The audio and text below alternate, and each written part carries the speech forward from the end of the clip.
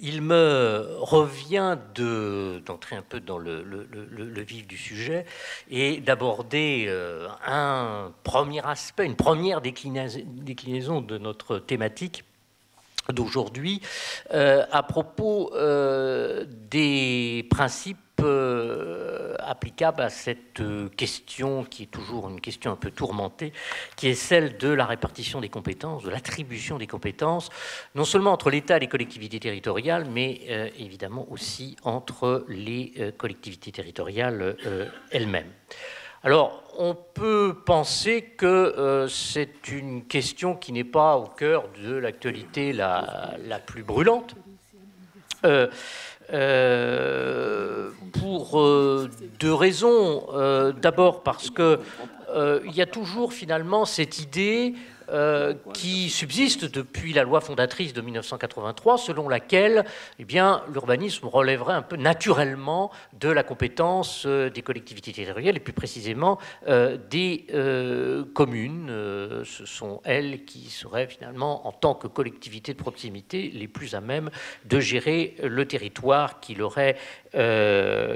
le leur et pour lequel elles ont compétence. Par ailleurs, s'agissant du rôle de l'État lui-même, il n'est pas en tant que tel contesté. D'abord, le contrôle administratif même du représentant de l'État est prévu dans la Constitution, donc prévu à l'article 72. Et puis, il y a un certain nombre de compétences de l'État qui ne sont pas vraiment contestées toutes les fois qu'il s'agit de régler un certain nombre de problèmes qui dépassent l'échelon local. Puis la deuxième raison, c'est que l'urbanisme possède une certaine particularité qui fait que déjà, dès 1983, eh bien, comme l'avait dit Jacques Moreau, la décentralisation de l'urbanisme conduisait à quelque peu déformer, je cite ses textes, les principes qui avaient été retenus en matière de décentralisation pour les autres compétences. Et donc, c'est ce qu'avait d'ailleurs voulu rappeler de manière générale l'article L110 qui a été cité par Yves Gégouzeau et qui, évidemment, sera aussi abondamment cité dans mon propos. Mais donc, en dehors de cette disposition, on aurait peut-être du mal à trouver des principes qui régissent la répartition des compétences dans notre matière. Alors, cela ne signifie pas, évidemment, que ces principes n'existent pas et qu'une réflexion sur la question ne soit pas opportune. La répartition des compétences, en effet, en matière d'urbanisme, n'est plus tout à fait la même que celle qui avait été prévue en 1983, sans évidemment parler de bouleversement, ce qui serait totalement inexact. Au moins trois raisons. D'abord parce que des catégories de collectivités territoriales sont nouvelles, ont bénéficié de compétences. Les départements qui étaient simplement compétents pour les espaces naturels sensibles sont devenus compétents pour les espaces agricoles et naturels périurbains. La région Île-de-France est devenue compétente pour élaborer son schéma. Et puis bien sûr, il y a eu et surtout ce que d'aucuns ont pu appeler la révolution de l'intercommunalité, même si dans le domaine de l'urbanisme, on peut se demander si cette révolution a vraiment eu lieu. Et puis, par ailleurs, deuxième raison, les modalités d'intervention de l'État ont changé parce que des politiques publiques impérieuses, besoins en logement, protection de l'environnement, ont rendu nécessaire cette intervention. Et puis une troisième raison, c'est un peu le changement d'état d'esprit. En 1983, finalement, le législateur a transféré une sorte de boîte à outils aux communes. Je ne trouve pas meilleure expression, finalement, qu'image que celle des clés. Le législateur ayant dit en quelque sorte, je résume peut-être un peu de manière caricaturale aux communes, eh bien voici les clés de l'urbanisme, servez-vous-en au mieux des intérêts du territoire qui est le vôtre. Or, bien ce transfert très neutre, finalement, des compétences n'a pas pu tenir très longtemps, et dès 1991, avec le problème du logement qui commençait à prendre de l'ampleur, eh bien, les communes et leurs groupements sont invités à utiliser leurs compétences dans un certain sens, donc au service d'un certain nombre de grands objectifs. Évidemment, cela change quelque peu la donne. Donc si aujourd'hui l'urbanisme est, comme il l'était, mais encore plus qu'en 1983, une compétence partagée, il s'agit d'un partage dont les lignes ont tendance à se brouiller. Donc l'interrogation sur les principes consiste, au moins déjà dans un premier temps, à tenter d'introduire davantage de lisibilité. Alors pour ce faire, je vous propose d'essayer d'identifier les principes qui sont susceptibles d'être mobilisés s'agissant de la question de la répartition des compétences. Bon, ça c'est déjà une première chose. Puis on verra comment on peut utiliser ces principes en la matière. Le moins qu'on puisse dire, c'est que la souplesse, la malléabilité les caractérisent, ce qui peut être assez utile parce que des formules nouvelles sont susceptibles d'être mises en place, mais ce qui peut être aussi source de certains inconvénients, comme on le verra ensuite. Alors, tout d'abord, premier temps, concernant la question de l'identification des principes susceptibles d'être appliqués à notre question sur la répartition des compétences. Alors, comment faire pour essayer d'identifier? Parce que si l'on regarde le code de l'urbanisme, la moisson, finalement, est relativement mince, maigre, à part, justement, ce fameux article L110 sur lequel, évidemment, on va revenir. Ce qui veut dire que si nous voulons avoir une vision un peu plus large des choses, il faut sortir, naturellement, du code. On verra que les principes sont plus nombreux qu'il n'y paraît, et pour essayer de les classer, eh bien, je vous propose de distinguer entre des principes que je qualifierais de principes structurants et puis, d'autre part, de principes secondaires.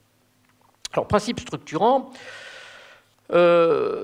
ici, comme la question intéresse la répartition des compétences entre l'État et les collectivités territoriales, c'est d'abord les principes de nature constitutionnelle, je crois, sur lesquels il faut se pencher. Mais il existe aussi des principes plus directement tirés du droit de l'urbanisme lui-même et du droit de l'environnement également.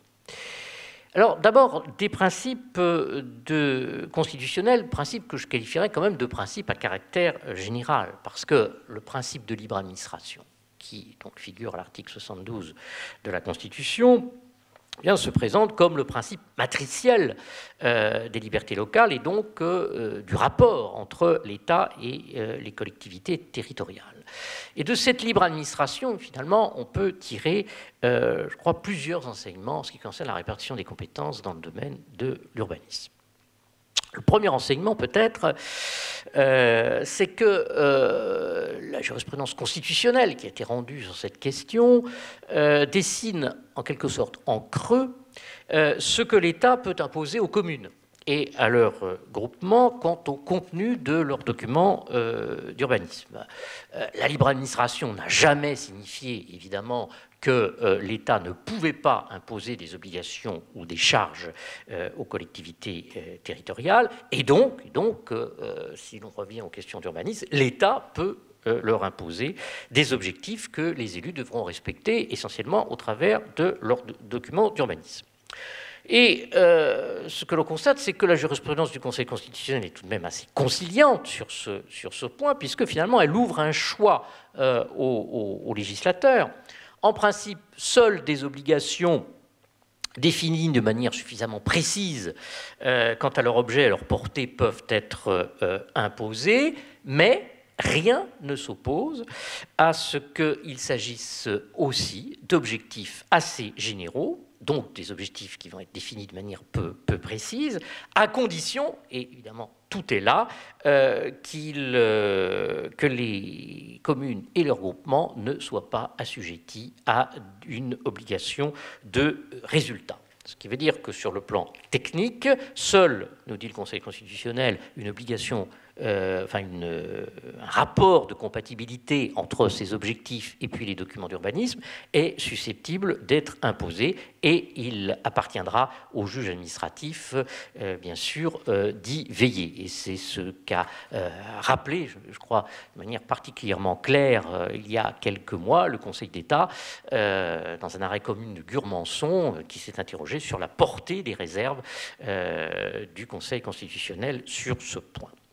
Alors, le deuxième enseignement qu'on peut tirer de la libre administration, c'est que les obligations qui sont susceptibles d'être imposées aux collectivités territoriales ne doivent pas méconnaître la compétence propre des collectivités concernées. Cette formule revient assez souvent.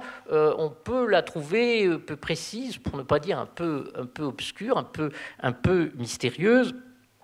C'est une formule en tout état de cause, c'est une obligation qui signifie qu'elle s'impose non seulement d'ailleurs à l'État vis-à-vis des collectivités territoriales, mais aux collectivités territoriales elles-mêmes, les unes par rapport aux autres, dès lors que ces collectivités sont dotées de compétences emportant des effets juridiques sur les collectivités situées à un niveau inférieur. Et on comprendra bien que cet aspect a une importance considérable compte tenu du fait que les politiques d'urbanisme s'emboîtent en quelque sorte, ou tout au moins sont censées l'être, s'emboîtent les unes dans les autres avec, parfois par le truchement des différents documents d'urbanisme ou d'aménagement, voire au-delà. Et de l'exigence du respect des compétences propres des collectivités territoriales découle ce que je pourrais appeler un principe d'autolimitation fonctionnelle. Principe, donc finalement une sorte de sous-principe en quelque sorte, principe d'autolimitation fonctionnelle à la fois en droit et en fait.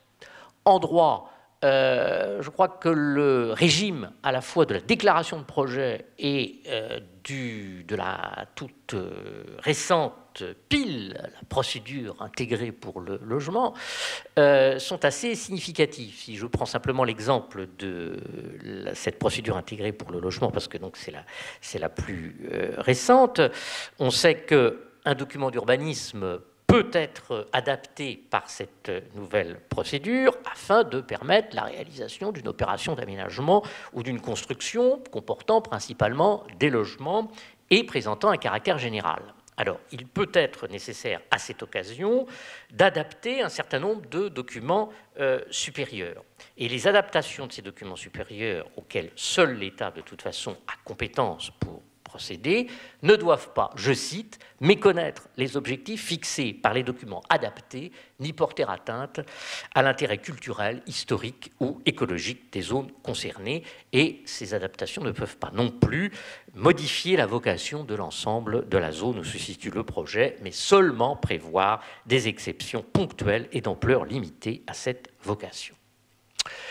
Donc, principe d'autolimitation fonctionnelle en droit, mais également en fait, comme le montre cet avis toujours cité de la section des travaux publics du Conseil d'État, assez ancien, en 1991, rendu à propos des effets juridiques du SDRIF, du schéma directeur de la région Île-de-France.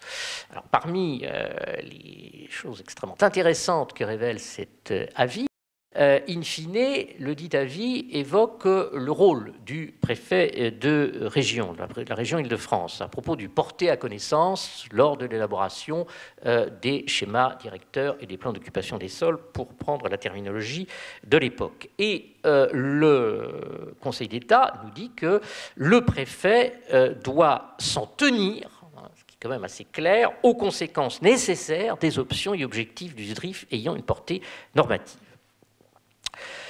Alors, de même, toujours cet avis de 1991 considère que les options et objectifs fixés par le schéma ne doivent pas entrer dans un degré de détail qui conduirait à méconnaître tout à la fois la place respective du schéma régional et des documents d'urbanisme, l'autonomie communale et les principes de l'article L110.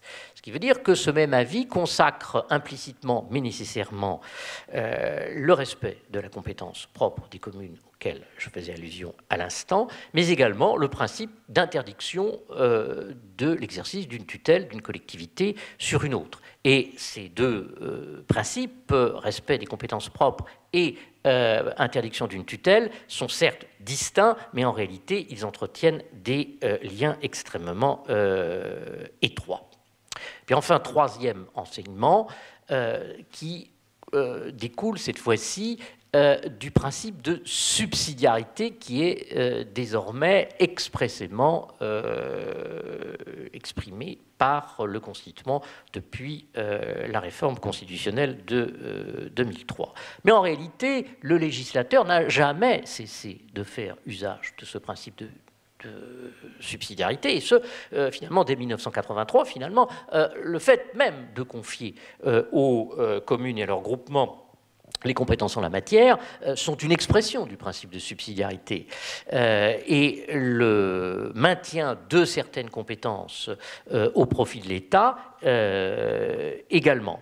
Alors, aujourd'hui, il est clair que ce principe de subsidiarité, alors même qu'on l'évoque formellement extrêmement peu, est celui qui permet de fonder les interventions beaucoup plus fréquentes de l'État pour répondre à ces grands enjeux, ces grandes politiques auxquelles on faisait allusion, c'est-à-dire les besoins au logement et la protection de l'environnement. Il y a un certain nombre d'innovations dans le droit positif qui peuvent être expliquées à l'aune de ce principe, que ce soit au niveau purement procédural, comme des possibilités nouvelles d'exercice du droit de préemption pour l'État, ou bien des structures institutionnelles type établissement public foncier de l'État ou établissement public d'aménagement.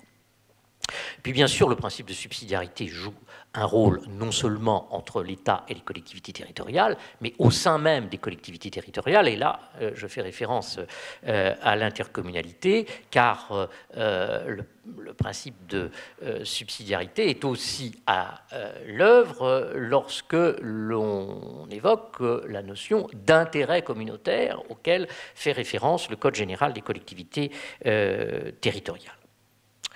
Alors, au-delà de ces principes généraux, j'évoquerai aussi donc des principes spécifiques tirés du droit de l'urbanisme lui-même et du droit de l'environnement. Alors, tirés du droit de l'urbanisme, bien sûr, je fais référence ici à l'article L110 qui ouvre le Code de l'urbanisme. Alors, cet article a pu d'ailleurs être appelé, je crois, de manière tout à fait opportune et heureuse par Pierre Solaire-Couteau et Élise Carpentier dans leur ouvrage « Droit de l'urbanisme » dans la collection Hypercourt, de principe d'harmonisation. Et le problème, c'est que le sens et la portée de ce principe ne sont pas nécessairement toujours très évidents à déterminer.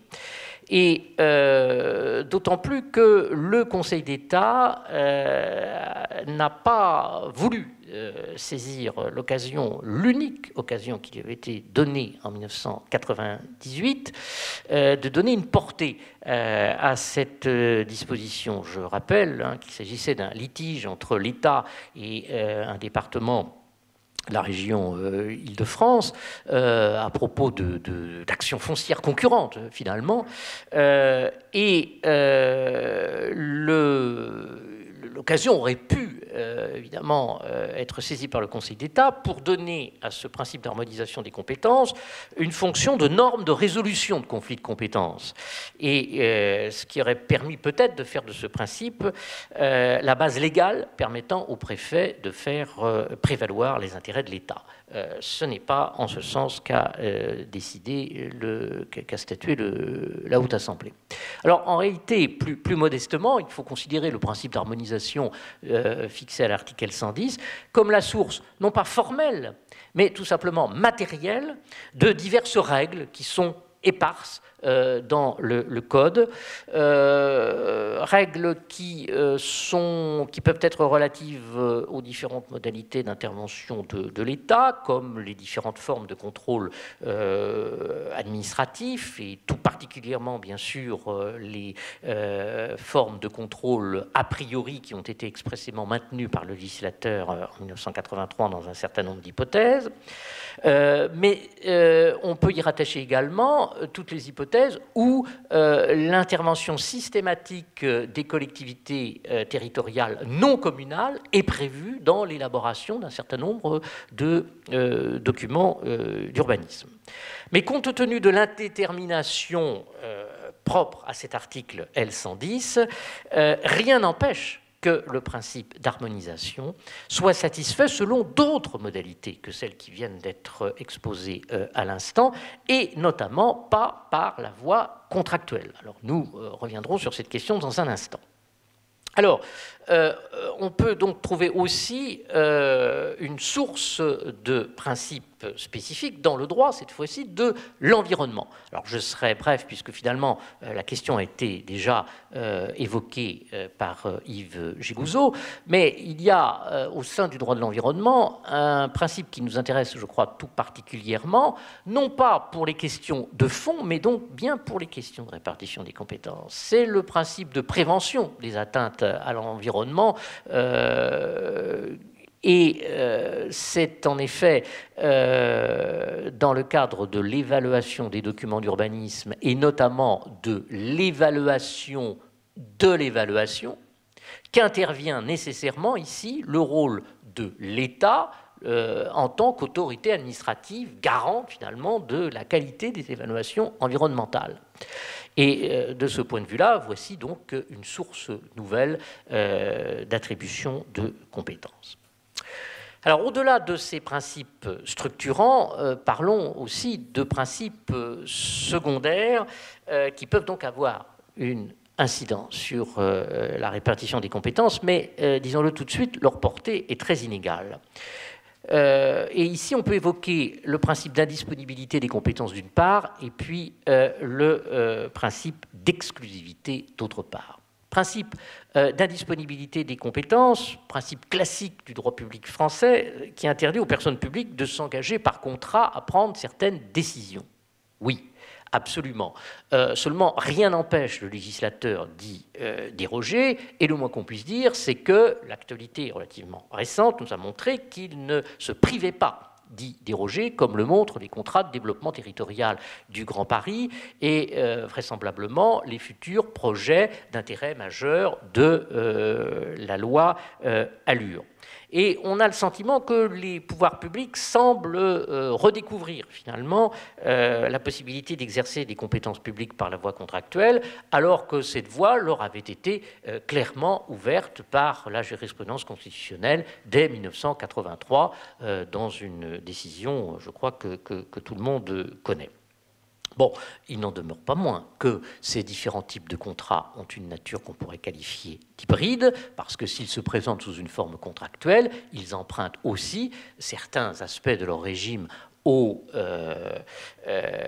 actes réglementaires, et notamment, ils doivent faire l'objet d'une enquête publique. Alors, s'agissant du principe d'exclusivité, le principe d'exclusivité a une portée encore plus restreinte, puisque ici, il concerne essentiellement les rapports entre l'État, entre plutôt les collectivités territoriales, et plus exactement au sein des établissements publics de coopération intercommunale, ce fameux principe d'exclusivité ayant été dégagé par le Conseil d'État dans un arrêt de 1970, commune de Saint-Vallier. Alors, sauf que ce principe d'exclusivité peut être considéré, dans certains cas, comme trop rigide. Et c'est la raison pour laquelle le législateur lui a apporté, ou si ce n'est des dérogations, tout au moins des atténuations. Et là encore, la notion d'intérêt communautaire à laquelle je faisais allusion il y a quelques instants est très significative de ce point de vue, où finalement elle s'efforce de ménager la chèvre et le chou. Alors, Du côté de la chèvre, bien sûr, c'est le principe d'exclusivité lui-même, puisque à partir du moment où une compétence a été transférée à l'intercommunalité parce qu'elle a été reconnue d'intérêt communautaire, le principe d'exclusivité s'applique dans toute sa dureté, si j'ose dire. Mais du côté du chou, eh bien, le principe d'exclusivité donc est atténué parce que la partie de la compétence qui n'aura pas été considérée bien sûr comme d'intérêt communautaire, eh bien continuera à relever des communes membres du groupement. Alors, ce que l'on peut dire également, c'est que ce principe d'exclusivité est écorné en matière de planification urbaine, puisque la rédaction actuelle du Code prévoit que l'élaboration du plan local d'urbanisme se fait lorsque celui-ci est élaboré donc, par un établissement public de coopération intercommunale, enfin plutôt en concertation avec les communes. Et si on regarde un bon dictionnaire, on s'aperçoit que la concertation signifie élaborer une décision en commun. Or, il me semble que cela me semble quelque peu contradictoire par rapport à la notion d'intercommunalité. Et la situation sera ou serait même pire si la rédaction prévue dans le cadre du projet de loi ALUR est définitivement retenue, puisqu'il serait prévu que le plan serait cette fois-ci élaboré en collaboration avec les communes. Donc là, on pourrait dire adieu à toute intercommunalité de substitution au profit d'une simple intercommunalité en la matière de superposition. Il faut donc se demander si ce principe d'exclusivité au demeurant, qui a été conçu par le Conseil d'État à une certaine époque dans le cadre de structures de coopération intercommunale faiblement intégrées. Il s'agissait en l'espèce d'un syndicat de communes. Et il faut se demander si ce principe d'exclusivité, de toute façon, en matière de planification urbaine, peut être appliqué de manière aussi rigide qu'on pourrait éventuellement le penser, et d'excellents auteurs, dont certains sont dans cette salle, ont déjà, je crois, averti sur la complexité, finalement, de l'application de ce principe lorsqu'il s'agissait de planification urbaine, mais évidemment en laissant ouverte la question des moyens juridiques d'y parvenir. En effet, c'est une question particulièrement difficile. Alors, quel est l'usage que l'on peut faire finalement des principes qui ont été dégagés, enfin que j'ai essayé tout au moins de dégager. Ce que vous avez pu constater, je crois, en m'écoutant, c'est que ces différents principes sont empreints d'une certaine malléabilité, de grande souplesse. Alors, ils permettent de construire entre collectivités territoriales des relations empruntant des modalités nouvelles. Ça, je crois que c'est incontestable et c'est ce par quoi j'entends commencer, mais sans, je crois, en étant assez réaliste, quelques écueils, quelques obstacles peuvent en découler et on terminera par là. Alors, tout d'abord, l'usage des principes tels qu'ils viennent d'être dégagés permettent de construire des relations, c'est vrai, d'un type assez nouveau entre les collectivités publiques. Ce qui correspond bien d'ailleurs à notre matière, c'est-à-dire une matière dont aucune collectivité ne peut finalement s'attribuer le monopole parce que, nous l'avons dit, le territoire français est le patrimoine commun de la nation. Alors, ce qui signifie que cela peut permettre de nouvelles modalités d'exercice des compétences d'une part, et puis institutionnaliser des formes de partenariat d'autre part. Des modalités nouvelles d'exercice des compétences. Si l'on regarde finalement avec froideur et objectivité, naturellement, la façon dont le législateur a organisé les compétences il y a 30 ans, donc dans la loi fondatrice de 1983, eh bien, on constate une chose, c'est que c'est avant tout une logique de type verticale et ascendante qui a été mise en place. Et cette logique verticale et ascendante, bien sûr, elle est toujours d'actualité, et le législateur ne se prive pas d'ailleurs de prévoir de nouvelles possibilités en la matière, de nouvelles illustrations de cette logique verticale et descendante. Prenons le cas des opérations d'intérêt national. En 1983, il y avait 4 catégories d'OIN, et puis aujourd'hui, il y en a 15. C'est un exemple qui me semble particulièrement significatif.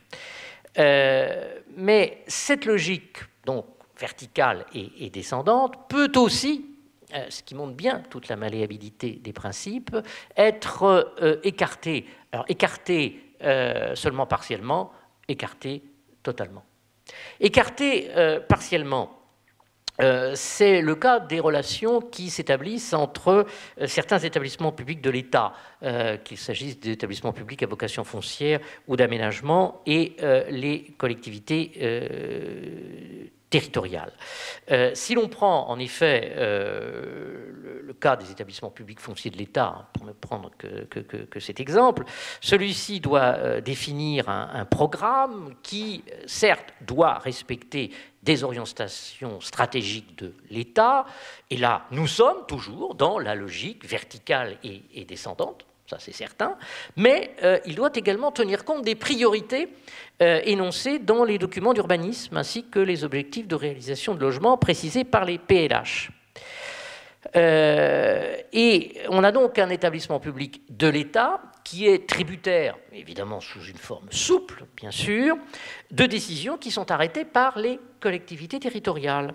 Mais ce renversement est en réalité indispensable pour que l'action foncière ou d'aménagement menée par ces différentes catégories d'établissements publics, et ainsi que par les communes, donc, puisse converger. Alors,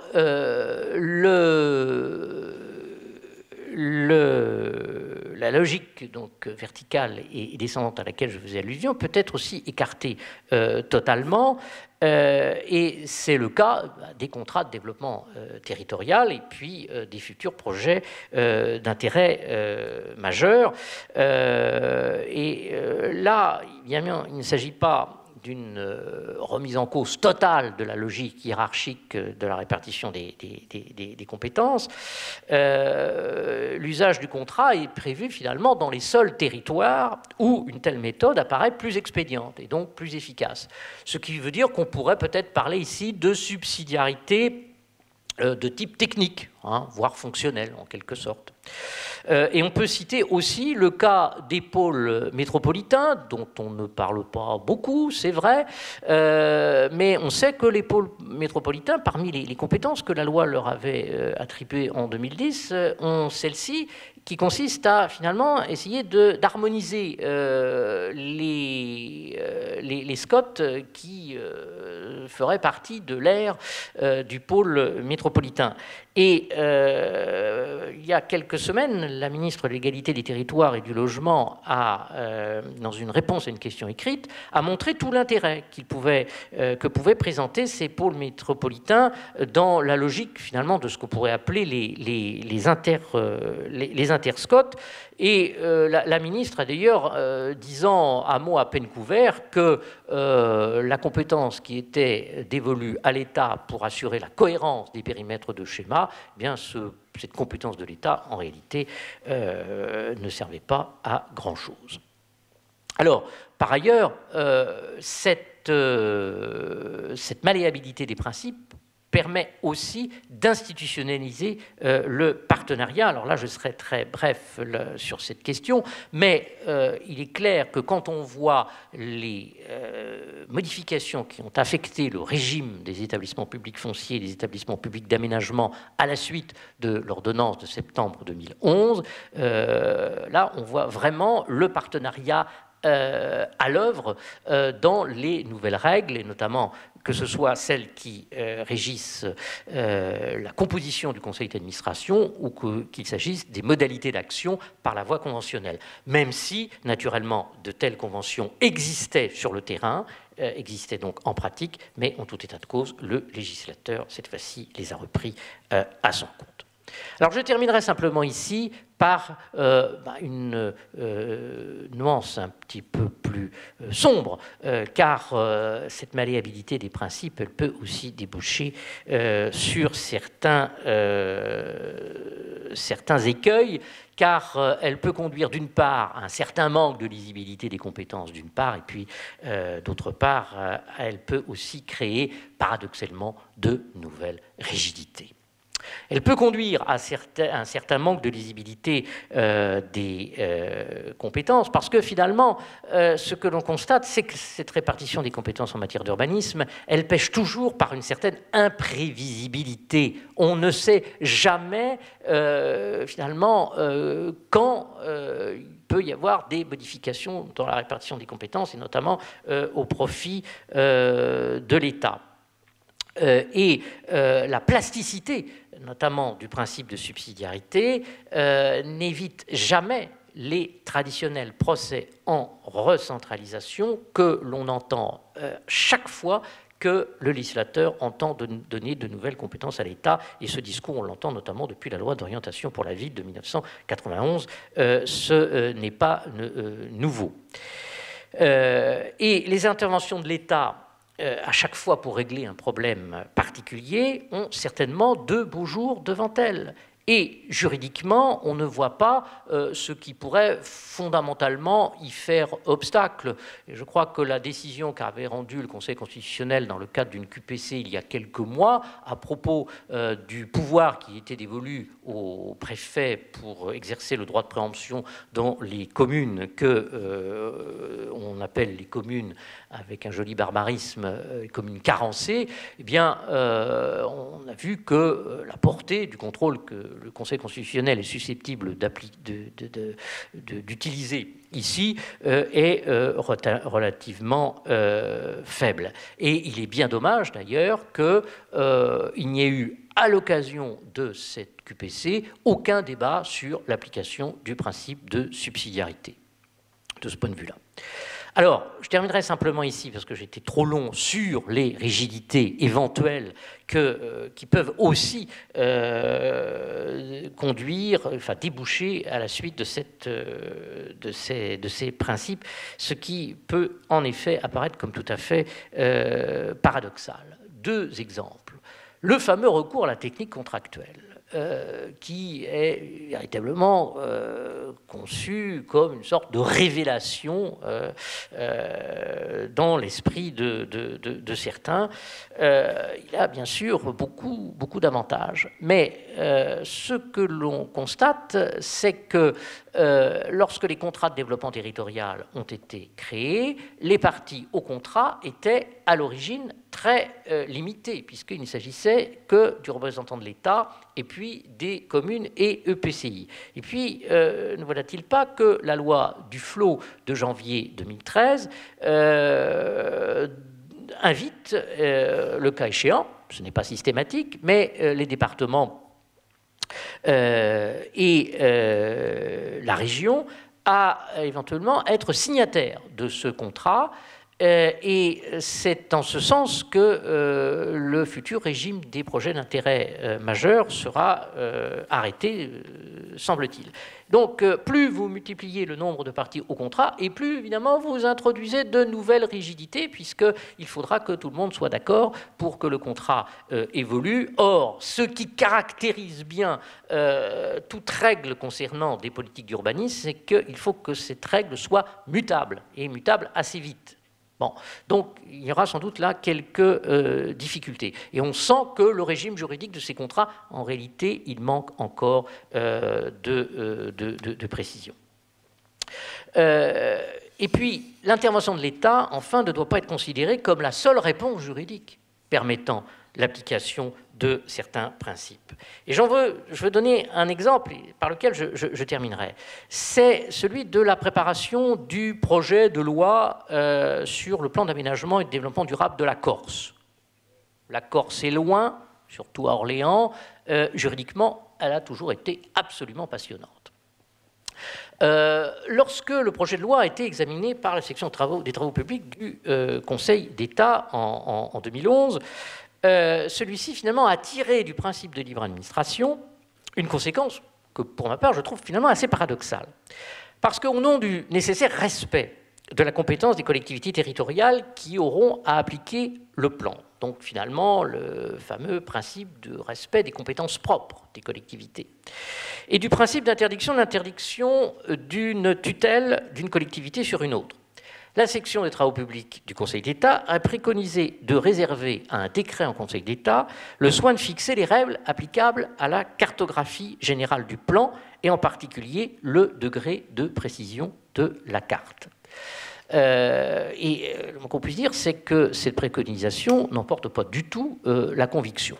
Alors, comme on peut s'en douter, lors des travaux préparatoires, cette préconisation a été, si j'ose dire, balayée d'un revers de main, et il est donc prévu dans le texte actuel que c'est l'Assemblée de Corse qui détermine l'échelle de la carte, mais je cite, dans le respect de la libre administration des communes et du principe de non-tutelle d'une collectivité sur une autre.